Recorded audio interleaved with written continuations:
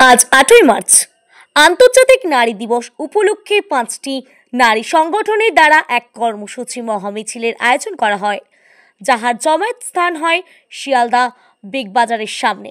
সেখান থেকে সবাই একত্রিত হয়ে কলেজ স্কোয়ার পর্যন্ত এই মিছিলটি যায় শান্তিপূর্ণভাবে। রাজ্য এবং কেন্দ্র দ্বারা নারীর সম্মান লঞ্চিত করা হচ্ছে, তাদের অধিকার, তাদের সম্মান এবং বেঁচে থাকার জন্য জীবন জীবিকার সুযোগ কেড়ে নেওয়া হচ্ছে। রাজ্যে দিনের পর দিন বাল্যবিবাহের সংখ্যা বাড়ছে, সেই সাথে ধর্ষণের ঘটনা ক্রমশ আকাশ ছোঁয়া। মিলছে না আরজি করের মতন হাড়হিম করা ঘটনার বিচার। তাই নারী মর্যাদার সম্মান রক্ষার জন্য আজকের এই মহামিছিলে এই লড়াই একদিনের নয়, আজকের নয়, নারী দিবসের নয়, এই লড়াই আজীবন নারীর সম্মানকে ফিরিয়ে আনার। পড়াই তো ভালো। আন্তর্জাতিক নারী দিবস কি বার্তা দেবেন সকল বাংলার নারী? আন্তর্জাতিক নারী দিবস নিজেই একটা বার্তা।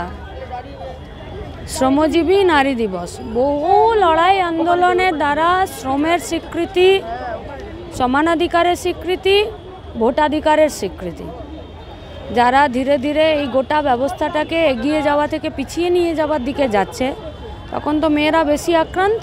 আর আরজি করে তো চোখের সামনেই দেখতে পাওয়া গেল। মানুষ বলছে বিচার হলো না, দুই সরকার বলছে বিচার করে দিলাম, হলো তো এগিয়ে যাওয়ার লড়াই নারী দিবস।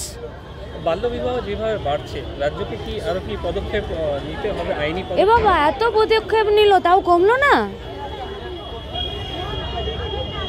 সোনার বালা, কন্যাশ্রী, রূপশ্রী, তাও বাল্যবিবাহ কমছে না। যাক, একটা ডেটা তো বেরোলো, এইটাই অনেক। আন্তর্জাতিক নারী দিবস কি বার্তা দেবেন সকল নারী? আন্তর্জাতিক নারী দিবসেই বার্তা দেব যে একদম মাতৃজঠর থেকেই মেয়েদের লড়াই শুরু হয়। এ লড়াই আজও চলছে এবং আমাদের লড়াই পুরুষের বিরুদ্ধে নয়, পুরুষতন্ত্রের বিরুদ্ধে। আর সেই পুরুষতন্ত্র, পেট্রিয়ার্কি এগুলো শুধুই মাত্রই একটা ছেলের বৈশিষ্ট্য তা না, মেয়েদেরও অনেক সময় বৈশিষ্ট্য। আমাদের রাজ্যে আমরা দেখছি যে এত নারী নির্যাতন, বাল্যবিবাহ বাড়ছে, নারী পাচার বাড়ছে, তারপরেও নারী নির্যাতন, ধর্ষণকে ছোট ঘটনা বলা হচ্ছে শরীরের অসুখ বিসুখের মতোই। ফলে এগুলোর বিরুদ্ধে আমাদের লড়াই। আর অন্যদিকে দেশে বিজেপি আরএসএসের মনুবাদ, যে মনুবাদ মেয়েদেরকে, দলিতদেরকে একেবারে পায়ের তলায় রাখে, অধীনস্থ করে রাখতে চায়, সেই মনুবাদী সংস্কৃতির বিরুদ্ধে আমাদের লড়াই।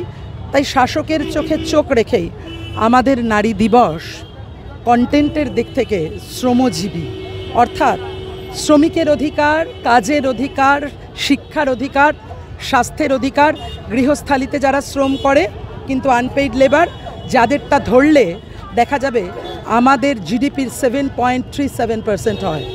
তাহলে সেই সকলের অধিকার, লিঙ্গ বৈষম্যের বিরুদ্ধে লড়াই, লিঙ্গ সমতার লড়াই আজকের দিনে আমরা জোরালো করতে চাই, বার্তা দিতে চাই। তাই আমাদের কাছে আসলে লড়াইয়ের দিন প্রতিদিন, নারী দিবস প্রতিদিন। যে লড়াই করে নারী দিবস প্রতিষ্ঠিত হয়েছিল, সেই লড়াইয়ের ঐতিহ্য, সেই লড়াইয়ের উত্তরাধিকার আমরা বহন করি, আমরা সেইভাবেই চলতে চাই। রাজ্যে যেইভাবে ধর্ষণ, বাল্যবিবাহ বাড়ছে, তার জন্য কি রাজ্যকে কোনো রকম কড়া পদক্ষেপ, আইন আনা? দেখুন, আমাদের রাজনৈতিক ইতিহাসে প্রথম মহিলা মুখ্যমন্ত্রী, কিন্তু পশ্চিমবাংলার মহিলাদের সবচেয়ে করুণ অবস্থা।